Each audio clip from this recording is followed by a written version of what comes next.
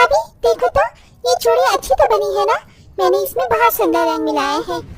हाँ, मुझे तो बहुत अच्छी लग रही है। और मैंने भी नीली पीली हरी चूड़ी तैयार कर ली है। बस इस बार हमारी चूड़ियाँ बिक जाए। चूड़ी की बिक्री ठीक से नहीं हो रही, जिस वजह से घर में खाने के लिए कुछ नहीं है। तुम चिंता मत करो राधा, मैं इस बार चूड़ी अच्छे से बाजार में बेच कर आऊंगा। निकेतन देखो, 4-5 रुपए कम देना, पर इस बार ये कांच की चूड़ियाँ बिक जानी चाहिए। तुम जानते हो ना, राधा बहू 4 महीने की गर्भवती है और उसे बच्चों के लिए 2 पैसे भी बढ़ाने होंगे और अपना ख्याल भी रखना होगा। हाँ माँ, मैं कोशिश करूँगा। कोशिश नहीं, तुम्हें बहुत कोशिश करनी है। ये सोचो, बहू की वजह से चूड़ी का काम चलने लग गया, वरना तुम्हारा तो किसी गोदाम में काम ही नहीं था। माँ सब ठीक होगा, मैं करूँगा ना कोशिश। तभी जोर जोर से बारिश होने लगती है और घर के छत पर से पानी टपकने लगता है, जो उनकी चूड़ियों पर भी पड़ता है। हे भगवान, भाभी देखो तो, हमारी बनाई चूड़ी पर पानी गिर रहा है। ऐसे में काश ठंडा हो जाएगा और सही आकार की चूड़ी नहीं बना पाएंगे हम। हाँ, ये तो तुम बिल्कुल ठीक कह रही हो। अब क्या करें? मैं उठूं कैसे? कितना सारा सामान भीग रहा है आसपास और पानी भी आ रहा है। अरे तुम चिंता क्यों करती हो, भाग्यवान मैं हूँ ना। शिवानी जरा दरी पकड़। तभी दोनों बहन भाई दरी को थोड़ा खिसका देते हैं, जिससे राधा को उठना नहीं पड़ता और बारिश आने वाली जगह पर छोटे छोटे बर्तन निकेतन रख देता है। इसके बाद पानी उसमें जमा होने लगता है और दोनों ननंद भौजाई आराम से बैठकर चूड़ियां बनाने लगती हैं। दरअसल कुछ 1-2 महीने पहले निकेतन का काम ठप पड़ गया था। उस बेरोजगारी की वजह से राधा ने चूड़ी बनाने का काम शुरू किया, क्योंकि उसे चूड़ी बनाने की कला आती थी, और फिर अपने ननंद शिवानी को भी सिखाया। यहीं से ही उनका चूड़ी बेचने का व्यापार शुरू हुआ। निकेतन बाजार में जाकर चूड़ी ही बेचा करता था, लेकिन अब उनके घर में बारिश की वजह से घर में पानी टपकने लगता है। हे भगवान, ये बारिश का पानी तो अब इधर भी आने लग गया। देखो, वैसे तो हमारे पास ज्यादा फर्नीचर नहीं है, लेकिन ये लकड़ी की टेबल और कुर्सी भी खराब हो रही है सीलन से। माँ, हाँ आप बिल्कुल ठीक कह रही है। फर्नीचर तो खराब हो ही गया है, और वैसे भी वो कितने साल पुराना था। हमें नया फर्नीचर ले आना चाहिए। घर में ठीक से 2 वक्त की रोटी खाने के लिए पैसे नहीं है और तू फर्नीचर लाने की बात कर रही है। और घर का हालत देख, घर की मरम्मत करने की जरूरत है। घर कितना टूट रहा है, ऐसे में हम यहाँ नहीं रह सकते। आप बिल्कुल ठीक कह रहे हैं निकेतन जी, मैं गर्भवती हूँ। मुझे अपने बच्चों की सुरक्षा के लिए मजबूत घर चाहिए, जो बारिश में बिना हिले, और ऐसे फर्नीचर पर मैं बैठ नहीं सकती जो सालों पुराने हैं और पानी से खराब होने की कगार पर हैं। न जाने कब मुझे नया फर्नीचर मिलेगा। अभी तक तो बस मुझे घर के खाने पीने से जुड़े सामान की जरूरत थी, लेकिन अब लगता है नया घर और फर्नीचर भी चाहिए ही चाहिए। सब मिलेगा बहू तुझे, तू चिंता मत कर, भगवान पर विश्वास बना कर रख तू। कुछ ही देर में बारिश रुक जाती है और सास भी बहू की चूड़ी बटोर कर एक टोकरी में रख देती है। शाम को निकेतन चूड़ी बेचने चला जाता है। चूड़ी ले लो, चूड़ी रंग बिरंगी चूड़ी ले लो, 20 रुपए दर्जन, 20 रुपए दर्जन। हरी लाल पीली नीली चूड़ी ले लो, चूड़ी ले लो। अरे वाह, चूड़ी तो बड़ी सुंदर लग रही है और रेट भी सही है। सुनो भाई साहब, 2 दर्जन दे दो लाल पीली। लीजिए बहन जी, आपकी लाल पीली चूड़ियाँ। कुछ देर में निकेतन सर पर चूड़ी लेकर बाजार में घूमने लगता है और इस तरह उसकी 5-6 दर्जन की चूड़ी बिक जाती है और वो रोजमर्रा की तरह रात के 9 बजे तक घर लौट आता है, जहाँ हल्की हल्की बारिश में वो भीग गया होता है। ऐसे ही दिन गुजर रहे थे, उनका थोड़ा बहुत खर्चा पानी चल रहा था और इस बीच राधा 6 महीने की गर्भवती हो गई थी।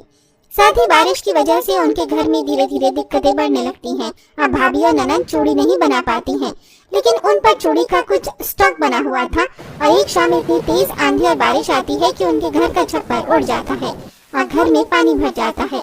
हे भगवान, ये क्या हो गया? घर की छत तो पूरी टूट गई, अब हम कैसे रहेंगे? माँ जी मुझे बहुत डर लग रहा है। हमारा बच्चा ठीक तो होगा ना? इतनी भयंकर बारिश हो रही है कि हमारा घर भी नहीं रहा। हमें इस जगह को खाली करना होगा। और शिवानी, हमारी चूड़ियाँ वही तो। भाभी, धीरे धीरे घर में बहुत ज्यादा पानी भर गया है, हमारी चूड़ियाँ खराब हो जाएंगी। कम से कम 50 दर्जन चूड़ियाँ रखी है। इसका मतलब 500-600 रुपए का माल है, जो हम इतने महीने से बना रहे हैं, और बिका भी कम। शिवानी, तो इन सबको टोकरी में भर और घर से सुरक्षित बाहर निकाल। हमें इस जगह को खाली करना होगा, वरना राधा की तबीयत खराब हो जाएगी और हमारे बच्चे की भी जान खतरे में आ जाएगी, और मैं कोई खतरा नहीं मोल ले सकता। पर बेटा, हम इतनी रात में कहाँ जाएंगे?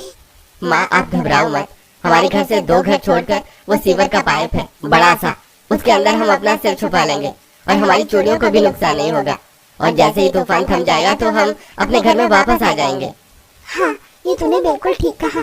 बारिश की बूंदें सर पर लगातार बढ़ती जा रही थी और शिवानी सारी चूड़ियां इकट्ठी करके थोड़ा बहुत खाने का सामान और कपड़े लत्ते लेकर पूरा परिवार अपने घर से निकलकर उस पाइप के अंदर आ जाता है।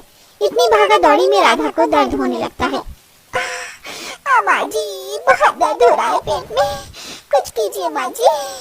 बहू तू चिंता मत कर, थोड़ा बहुत दर्द तो होता ही है, अभी कुछ ही देर में ठीक हो जाएगा, तो सोने की कोशिश कर। सास की बात सुनकर राधा आराम करने की कोशिश करती है और सब ठीक रहता है।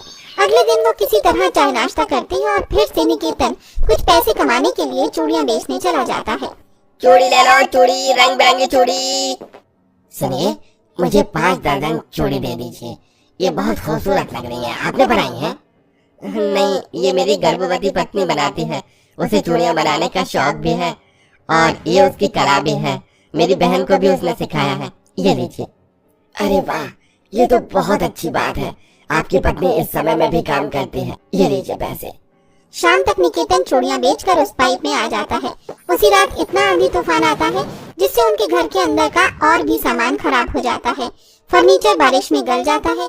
कुछ दिन बाद पानी कम होने पर पूरा गरीब परिवार अपने घर में वापस जाने की कोशिश करता है, लेकिन घर का बुरा हाल देख वो निराश हो जाते हैं।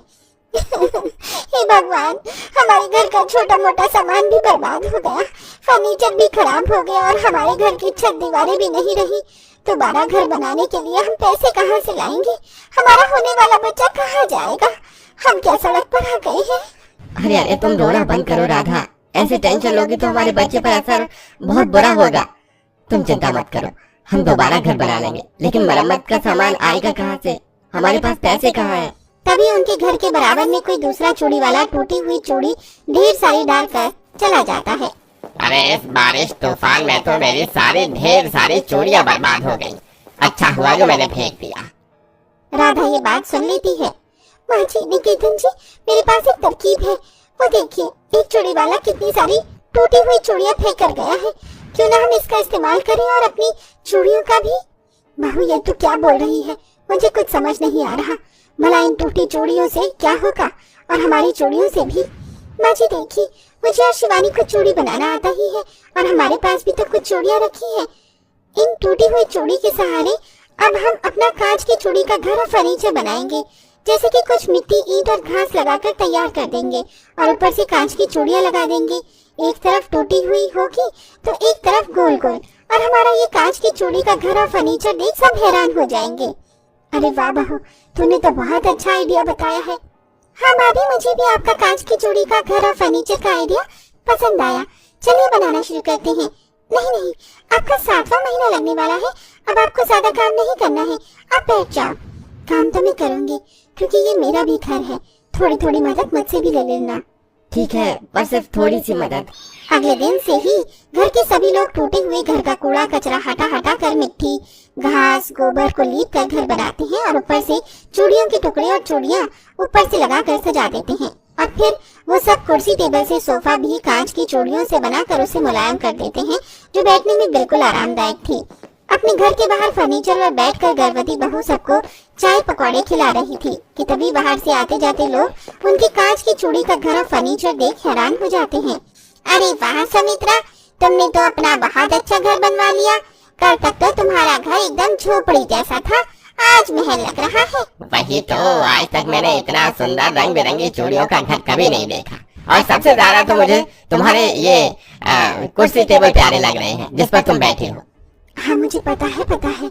जब ये कांच की चूड़ी का घर और फर्नीचर हम सबको इतना अच्छा लग रहा है, तो तुम्हें भी अच्छा लग रहा होगा।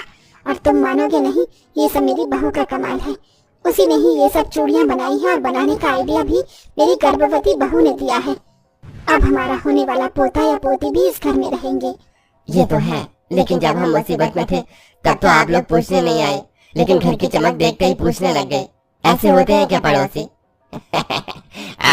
वो घर से फोन आ रहा है निकेतन भाई, मैं चलता हूँ। हाँ सुमित्रा बहन, मैं भी चलती हूँ, मेरी बहू ने खाना बना दिया होगा, तुम आराम करो।